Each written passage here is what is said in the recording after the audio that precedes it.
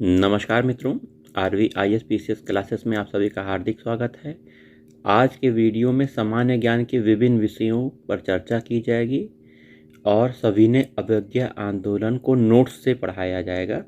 देखिए, इतिहास विषय का यह टॉपिक आपको दिख रहा है, जिसमें विभिन्न प्रकार के जो संप्रदाय हैं उनके प्रवर्तक का नाम दिया गया है। तो शुरुआत करते हैं। देखिए, शुद्ध अद्वैतवाद पुष्टि मार्ग के संप्रदाय के प्रवर्तक कौन है? वल्लभाचार्य जी। द्वैताद्वैतवाद के प्रवर्तक द्वैताद्वैतवाद निम्बार्काचार्य। विशिष्टाद्वैतवाद के प्रवर्तक रामानुजाचार्य। अद्वैतवाद के प्रवर्तक शंकराचार्य। द्वैतवाद के संप्रदाय मध्वाचार्य या आजीवक संप्रदाय या भाग्यवादी संप्रदाय मोखली गोशाल। ठीक है, ये संप्रदाय बार बार पूछे जाते हैं, तो आप इसे पढ़ लीजिएगा। ठीक है, इसका आप स्क्रीनशॉट ले सकते हैं।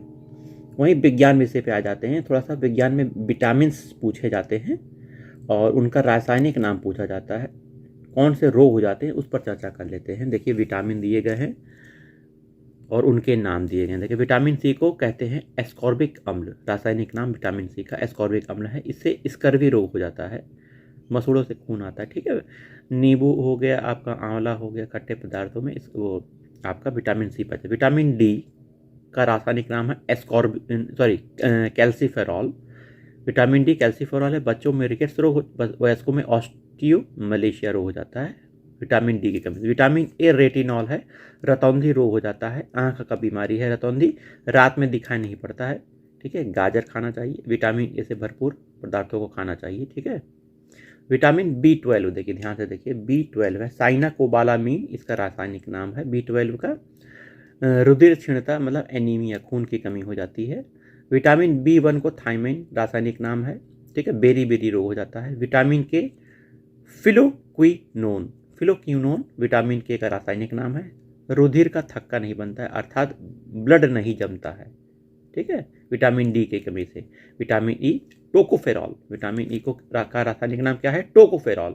जनन शक्ति में कमी हो जाती है, विटामिन ई की टैबलेट ले लेनी चाहिए। वहीं विटामिन B2 राइबोफ्लेविन, होंठ का फटना, किलोसिस, विटामिन टू की कमी से किलोसिस बीमारी होती है जिसे होंठ का फटना बोलते हैं। विटामिन B2 ध्यान से दीजिए, राइबोफ्लेविन। ठीक है, विटामिन B6 पायरिडॉक्सिन, चर्म रोग हो जाता है, पायरिडॉक्सिन चर्म रोग। ठीक है, आइए कुछ भूगोल विषय पर चर्चा करते हैं। प्रमुख गर्म और ठंडी धाराएं उनके सागर, इसको आप मैप से एक बार जरूर देखिएगा। प्रमुख गर्म और ठंडी धाराएं उनके सागर हैं। देखिए, बेंगोला धारा कैसी धारा है? ठंडी धारा है। मैच करने आता है ना, 3 ठंडी धारा दे देगा, 1 गर्म दे देगा, पूछेगा कौन सी गर्म धारा है। ठीक है, बेंगोला धारा ठंडी धारा है। यह दक्षिणी अटलांटिक महासागर में बहती है। बेंगोला धारा साउथ अटलांटिक महासागर। ठीक है, कनारी धारा यह भी ठंडी धारा है, उत्तरी अटलांटिक महासागर में बैठती है कनारी धारा। गल्फ स्ट्रीम गर्म धारा है, उत्तरी अटलांटिक महासागर में बहती है। अगुलहास धारा गर्म धारा है, हिंद महासागर में बहती है। ये प्रश्न पीसीएस में IAS में पूछा जा चुका है, ये सब पूछे गए हैं प्रश्न, समझिए। फॉकलैंड धारा ठंडी धारा है, दक्षिणी अटलांटिक महासागर में। दक्षिणी अटलांटिक महासागर में फॉकलैंड धारा है, ठंडी धारा। ब्राजील धारा गर्म धारा है, यह धारा दक्षिणी अटलांटिक महासागर में है। पेरू या हम्बोल्ट धारा ठंडी धारा है, दक्षिणी पूर्वी प्रशांत महासागर के पेरू के तट पर बहती है। ठीक है, तो आइए थोड़ा सा सविनय अवज्ञा आंदोलन के जो नोट्स हैं, नोट्स की क्वालिटी थोड़ा सा खराब है, लेकिन मटेरियल में बहुत दम है। अगर आप ध्यान दोगे, अच्छे से सुन लोगे, सुनने से ही बहुत बड़ी चीज हो जाती है। ठीक है, सविनय अवज्ञा आंदोलन, ये देखिए, सविनय अवज्ञा आंदोलन ये आपका है। इसमें इंपॉर्टेंट बात है, गांधी जी ने 12 मार्च 1930 को, ये डेट याद रखिएगा, 12 मार्च 1930 को सविनय अवज्ञा आंदोलन का प्रारंभ नमक आंदोलन के साथ किया था। नमक आंदोलन, नमक कानून को तोड़ा था। इसका क्या मतलब हो गया? नमक कानून को तोड़ना, नमक को हाथ में लेकर नमक बनाया था। वैसे अंग्रेजों के शासनकाल में नमक बनाना अपराध माना जाता था। गांधी जी ने नमक बनाकर नमक कानून को तोड़ दिया था। नमक आंदोलन यहीं से प्रारंभ हुआ था और गांधी जी ने अपने 78 समर्थकों के साथ दांडी मार्च प्रारंभ किया था। 12 मार्च 1930 को दांडी मार्च गांधी जी ने प्रारंभ किया था। इंपॉर्टेंट चीज है, इसमें सभी यह यात्रा कहाँ से प्रारंभ हुई थी? साबरमती आश्रम से। साबरमती के संत है ना गांधी जी, तो साबरमती आश्रम से दांडी तक इन्होंने यात्रा दांडी के नवासारी, ठीक है, नवसारी तक 385 किलोमीटर। पूछा जा सकता है दांडी यात्रा कितने किलोमीटर के? 385 किलोमीटर लंबी यात्रा इन्होंने गांधी जी ने प्रारंभ की थी। 12 मार्च को चले थे 1930 को, और 5 अप्रैल को कहाँ पहुंच गए? दांडी नवासारी जिला गुजरात पहुंच गए। ठीक है, 5 अप्रैल को पहुंच गए गांधी जी दांडी पहुंच गए, और 6 अप्रैल को गांधी जी ने नमक कानून को सांकेतिक रूप से तोड़ा। ठीक है, तो ये बात हो गई थोड़ा सा सविनय अवज्ञा आंदोलन से। इस आंदोलन के कार्यक्रम कुछ हैं, इस कार्यक्रम को आप देख लीजिए। पहला कार्यक्रम है ब्रिटिश कानून तथा नमक कानून का उल्लंघन करना है। ब्रिटिश कानून को मानना नहीं है, नमक कानून का उल्लंघन करना है। वहीं दूसरा है सरकारी न्यायालयों, स्कूलों और समारोहों का बहिष्कार करना है। स्कूलों का सरकारी जो कार्यालय है, समारोह है, उसमें भाग नहीं लेना, इनका बहिष्कार करना है। ठीक है, शराब अन्य मादक पदार्थों की दुकानों पर धरना देना है। धरना देने की मुख्य बात थी। ठीक है, शराब, चौकीदारी कर को न देना, ये इंपॉर्टेंट है। चौकीदारी कर को न देना, ये सविनय अवज्ञा आंदोलन का महत्वपूर्ण एक टॉपिक था, कार्यक्रम था। विदेशी वस्त्रों, जो विदेशी वस्त्र हैं, और सामानों का बहिष्कार करना, इंपॉर्टेंट चीज़ है। सरकारी जो पद हैं उनसे क्या करना है? इस्तीफा देना है। तो ये नमक कानून सविनय अवज्ञा आंदोलन के प्रमुख कार्यक्रम थे। देखिए, सविनय अवज्ञा आंदोलन आपने देखा। अब आइए, इसमें कुछ यात्राएं हुई थी, जैसे गांधी जी ने यात्रा की थी ना, साबरमती आश्रम से दांडी मार्च तक इन्होंने यात्रा की थी। अन्य यात्राएं भी हुई थी, जैसे त्रिचनापल्ली, याद देखिए, त्रिचनापल्ली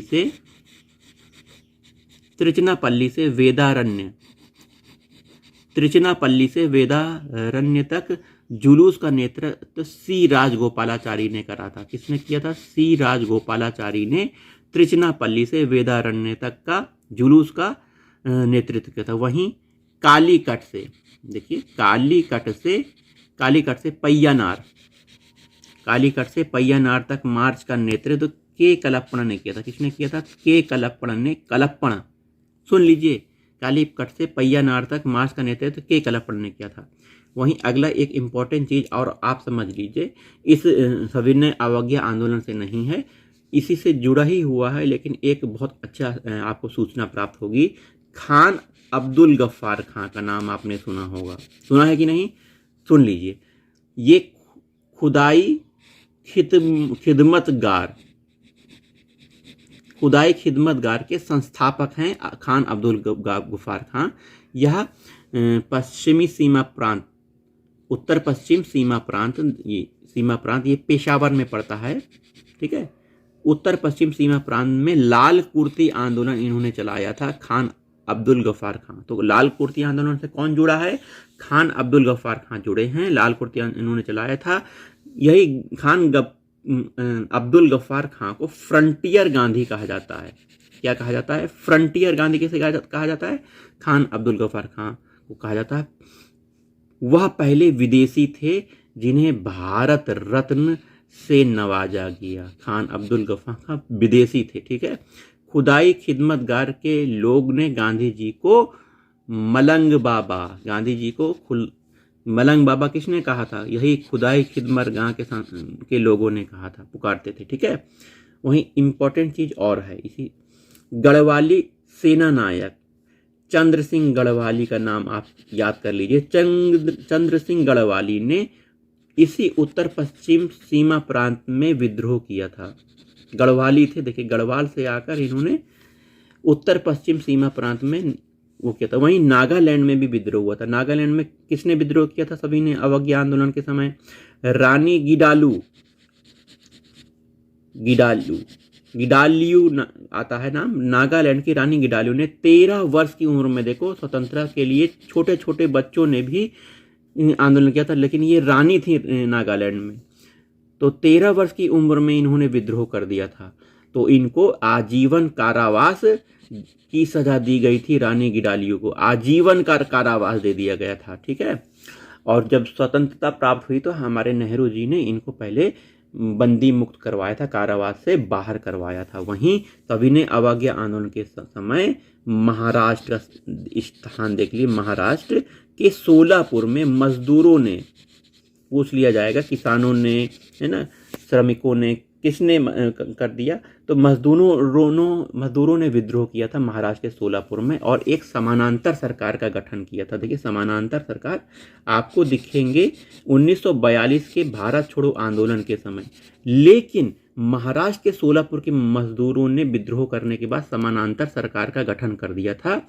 ठीक है, वहीं अगला है सविनय अवज्ञा आंदोलन के दौरान कर्नाटक में, महाराष्ट्र में, मध्य प्रदेश के कुछ भागों में वन आंदोलन चला था। तो वन आंदोलन सविनय अवज्ञा आंदोलन के समय कहाँ चला गया था, तो कर्नाटक, महाराष्ट्र, मध्य प्रदेश के कुछ भागों में। उत्तर प्रदेश में सविनय अवज्ञा आंदोलन के समय क्या हुआ था, तो उत्तर प्रदेश में कर नहीं लगान नहीं नामक आंदोलन चलाया गया था। कौन सा आंदोलन, कर नहीं लगान नहीं आंदोलन चलाया गया था। वहीं इसी आंदोलन को, इसे जादुई लालटेन आंदोलन कहा जाता है। उत्तर प्रदेश में कर नहीं लगान नहीं आंदोलन को क्या कहा जाता है, किस नाम से जाना जाता है, जादुई लालटेन आंदोलन भी कहा जाता है। वहीं इसी सविनय अवज्ञा आंदोलन के समय एक और महत्वपूर्ण घटना हुई थी।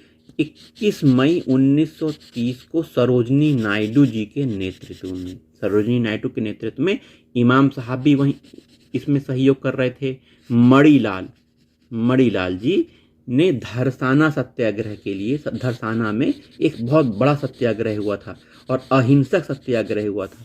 इसकी मुख्य बात ये थी कि यहाँ लोग बैठ के सामने खड़े होकर शांतिपूर्वक सत्याग्रह का नेतृत्व कर रहे थे, सत्याग्रह में भाग ले रहे थे और अंग्रेज इन्हें खूब पीट रहे थे। आगे वाले लोगों को खून से लथपथ हो जा रहे थे, तो आगे वाले लोगों को फिर हटाकर पीछे वाले आगे आ जाते हैं और पीछे वालों को फिर मारा जाता है। जब वो लहूलुहान हो जाते हैं तो उनसे पीछे वाले आगे आ जाते हैं, वो लोग मार खाते हैं। लेकिन इन्होंने हथियार नहीं उठाया। तो शांतिपूर्वक धरसाना का यह जो बहुत गलत विवश से काम अंग्रेजों ने किया, यह निंदनीय काम था। धरसाना के 25,000 लोगों ने भाग लिया था इस धरसाना सत्याग्रह में। सरोजनी नायडू जी ने इनका नेतृत्व किया था।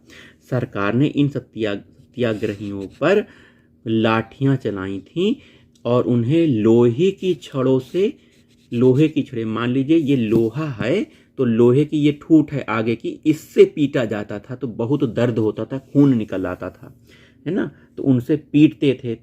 लेकिन भारतीयों ने इसका कभी हिंसात्मक विरोध नहीं किया था। ये इंपॉर्टेंट चीज है। इसी घटना को एक पत्रकार ने देखा था और वो न्यू फ्रीडम का पत्रकार था। ये पत्रकार कहाँ था, न्यू फ्रीडम नामक अमेरिकन पत्र के लेखक हैं वेब मिलर ने इस घटना को, धरसाना घटना को देखा और इस घटना का आंदोलन का आंखों देखा हाल प्रस्तुत किया था। न्यू फ्रीडम नामक अमेरिकी पत्र का लेखक वेब मिलर था। कौन था, वहीं सविनय अवज्ञा आंदोलन के दौरान बालकों ने वानर सेना का गठन किया था। बालक, छोटे बच्चों ने बानर सेना बना ली थी तथा लड़कियों ने बंदरिया सेना बनाई थी। ठीक है, बंदरिया सेना कहाँ बनी थी, तो ये सविनय अवज्ञा आंदोलन के समय बालकों ने, बालिकाओं ने बनाया था। वहीं सविनय अवज्ञा आंदोलन के समय असम में विद्यार्थियों ने कनिंघम सर्कुलर, जो कनिंघम थे वहाँ के, उन्होंने एक सर्कुलर जारी किया था, इसका विरोध कर दिया था असम में। इस सर्कुलर के अनुसार विद्यार्थियों को अच्छे चरित्र का प्रमाण पत्र घर से लेना था। ठीक है, चलिए सविनय अवज्ञा आंदोलन हो गया। आज के वीडियो में इतना ही, मिलते हैं अगले वीडियो।